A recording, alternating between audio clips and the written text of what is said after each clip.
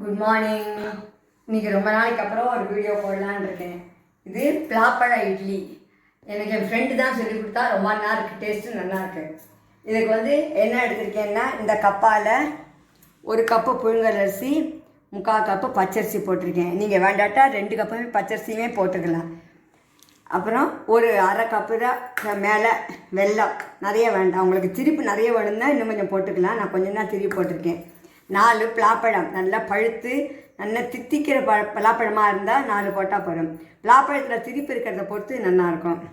அப்புறம் கொஞ்சம் சுக்கு பொடி, அப்புறம் கொஞ்சம் உப்பு, எல்லாத்தையும் போட்டு சேர்த்து அரைச்சி, புளிக்கவெல்லாம் வைக்கவே வேண்டாம். அதை சேர்த்து அரைச்சிட்டு உடனே நீங்கள் இட்லி வாத்து சாப்பிட்லாம். சுட சுட சாப்பிட்றதுக்கு நல்லாயிருக்கு. தொட்டுக்க இட்லி மேலே நீங்கள் நெய் ஜீனி போட்டுக்கலாம், என்ன வேணாலும் தொட்டுக்கலாம், மிளகாப்பொடி தொட்டுக்கலாம், உங்கள் இஷ்டம். நான் அரைச்சிட்டு பண்ணின அப்புறம் காமிக்கிறேன். வெல்லம், பழம், சுக்கு பொடி, உப்பு எல்லாத்தையும் போட்டு ஒன்றா போட்டு அரைக்கணும். தண்ணி விடக்கூடாது அரிசியில். தண்ணி விட்டோன்னா ரொம்ப நீர்த்து போயிடும். அதனால் எல்லாத்தையும் ஒன்றா போட்டு அரைச்சாலே மசிஞ்சிடும் நல்லா. இந்த நம்ம எப்போதும் வாக்குற இட்லி மாப்பழத்துக்கு இட்லி வச்சுக்க வேண்டியதுதான். அப்புறம் இட்லி வாக்க வேண்டியதுதான். இட்லி எல்லாத்துலேயும் நம்ம 10 நிமிஷம் வேக விட்டால் இதுக்கு கூட ஒரு 5 நிமிஷம் வேக விடணும். ஏன்னா பழம் போட்டிருக்கு இல்லையா, பழம் வேகணும் இல்லையா, அதனால் வேறு ஒன்றும் இல்லை. இட்லி பண்ணின அப்புறம் காமிக்கிறேன்.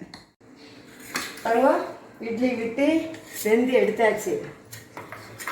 சூப்பராக அப்படியே பஞ்சு கட்டியாக இருக்கு பாருங்க.